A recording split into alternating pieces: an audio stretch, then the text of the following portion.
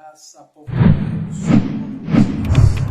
aqui pastor Tiago Salomão falando, e quero rapidinho, antes daqui do vídeo que vai entrar aqui no nosso canal, quero te pedir para se inscrever no nosso canal, curtir o vídeo e compartilhar o nosso conteúdo, o nosso material.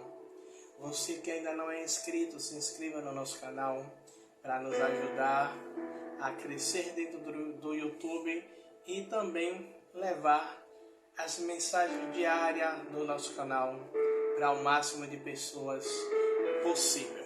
E se você quer semear em nosso ministério, ao longo de todo o vídeo, que vai entrar, tem o nosso QR Code que você pode estar apontando a câmera do seu celular e está fazendo qualquer oferta de qualquer valor. E também tem na descrição do vídeo a nossa chave Pix, que você também pode estar fazendo a sua oferta, a sua contribuição para o nosso ministério. Amém? Um forte abraço, fica com Deus e fique aí com mais um vídeo do nosso canal. Seja o nome do Senhor Jesus. Que está no livro de Salmos, no capítulo 23. E eu vou me ater apenas no versículo 1, que é a palavra que veio ao meu coração neste momento, que diz o seguinte, todo mundo conhece: o Senhor é meu pastor, nada me faltará. Tem algumas pessoas que têm o costume de dizer: gente, não se pode que eu estar coçando o nariz, não. Que eu fui orar, não sei se foi a toalhinha que me deu alergia, se foi a capa foi alguma coisa que o tapete que eu estava de joelho aqui. Mas não se incomode quando você não é coçando o nariz, não, que é alergia. E algumas pessoas, quando vai recitar esse salmo, eles falam assim: ó, o Senhor é meu pastor e nada me faltará. Mas a Bíblia não diz isso. A Bíblia ela vai falar o seguinte: que o Senhor é meu pastor, nada me faltará. Então, nada vai faltar exatamente porque Ele é o nosso pastor. E eu gosto de sempre fazer um paralelo, louvado seja o nome do Senhor Jesus, com aquela época, a época antes de Jesus, na época em que os homens eles eram pastores de ovelhas. E se a gente for levar naquele tempo, porque hoje em dia a gente não vê tantas pessoas cuidando de ovelha como naquela época. Naquela época o trabalho era árduo, o trabalho era pesado. Eles tinham que levar as ovelhas, caminhar muito para poder levar elas num lugar onde tinha um pasto bom para as ovelhas se alimentarem. E quando a palavra vai falar que o Senhor é o nosso pastor e nada nos vai faltar, exatamente a gente lembrando daquela época, os pastores faziam tudo por suas ovelhas. Os pastores, eles perdiam noites, eles caminhavam muito para levar as suas ovelhas em lugares que elas pudessem se alimentar bem. Levavam no lugar onde eles não sofreriam perigo. Levar em lugares onde as ovelhas estariam seguras. As ovelhas, a missionária Rosana uma vez veio ministrar a respeito da ovelha, e aí eu falei, eu estudei, e eu descobri, juro para vocês que eu não sabia, há uns 3 anos atrás, que a ovelha ela é míope. Como assim, missionária, a ovelha é míope? A ovelha não enxerga muito bem, Antônio. A ovelha é míope, então por isso a importância da ovelha estar perto do pastor. Por isso a importância do pastor ter muito cuidado com as suas ovelhas. Pelo fato dela não enxergar muito bem, era fácil da ovelha se perder, era fácil de qualquer predador vir atacar a ovelha. Então, pelo fato dela ser míope, ela ficava sempre muito perto do pastor.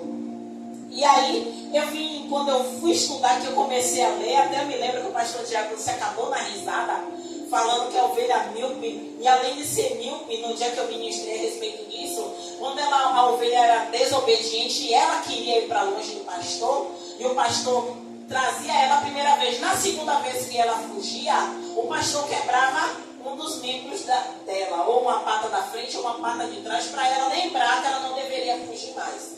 Mas não é esse o caso. Eu quero lembrar que Deus não vai quebrar nossa perna nem nosso braço, porque eu estou falando da ovelha daquela época, animal, não é pessoa. Mas o pastor, ele queria cuidar da sua ovelha. E ainda a ovelha rebelde, ele queria trazer para perto. Não é que ele queria maltratar a ovelha, mas ele queria tê-la perto para que ela não viesse ser abatida pelos predadores. Trazendo para a nossa realidade hoje. Quando a palavra no Salmo vai dizer, o Senhor é meu pastor. E aí a palavra tem um ponto e vírgula, querendo dizer o quê? Que ainda tem a continuação da frase. Nada me faltará. Mas muitas vezes a gente acha que o nada vai nos faltar, é o alimento e não é isso. É o emprego e não é isso. É a veste, não é isso. O nada que a palavra está falando é que a gente precisa realmente depositar nossa confiança nele. Ainda que nos falte, tem um louvor que fala isso. Ainda que nos falte o alimento, sabe? É o louvor até que essa Hungria canta. Como é, pastor? Eu já vi o alimento faltar, mas posso afirmar, dá pra viver. E é mais pura verdade. Quando já passou privação nessa vida, mas não morreu? Quando a gente tem a nossa fé firmada no Senhor, pode passar. Eu tenho certeza que os que estão aqui hoje têm história para contar.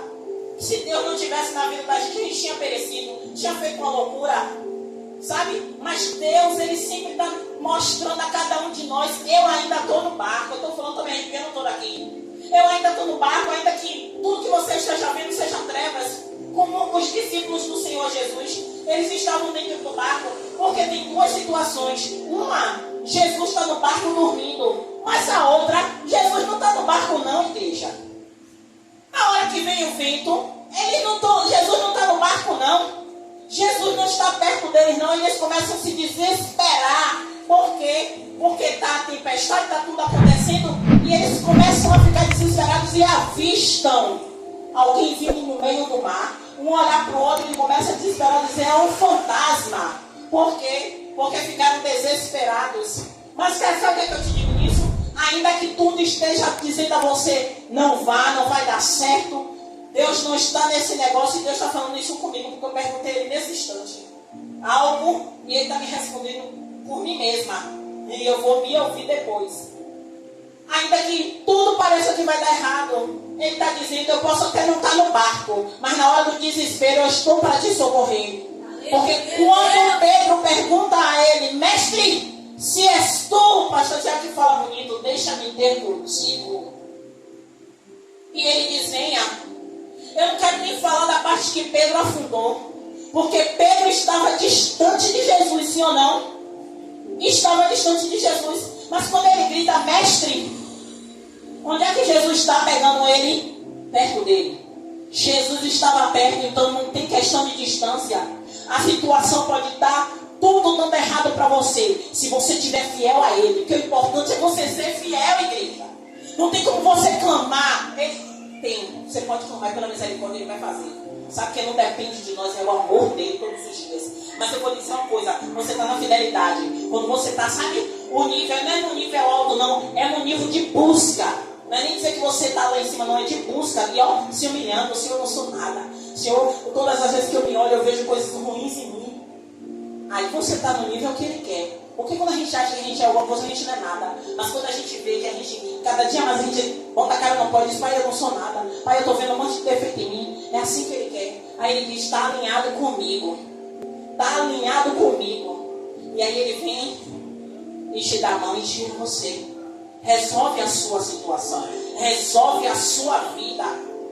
Então, nada vai nos faltar, é isso.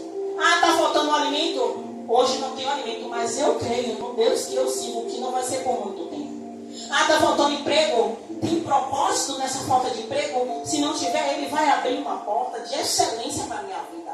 A gente tem que começar a viver da fé. A Bíblia vai dizer que o justo viverá da fé. Então nós precisamos exercer essa fé para vivermos dessa fé. Eu digo a vocês, não é fácil. Mas se a Bíblia diz, comece a recitar. Pai, o Senhor disse que o justo viverá da fé. Então se o Senhor vê algo de justiça em mim, Pai, comece a fazer acontecer na minha vida, que eu preciso. Porque se a Bíblia vai falar que os sinais, eles seguirão os que creem, vamos crer. Vamos crer para que esses sinais comecem a fluir na nossa vida, no meio da nossa família, para que sejamos objetos de testemunho dos nossos. Louvado seja o nome do Senhor Jesus. Amém? Amém. Glória a Deus. Glória a Deus. Aleluia. Amém. Eu quero dar oportunidade à nossa missionária Ângela.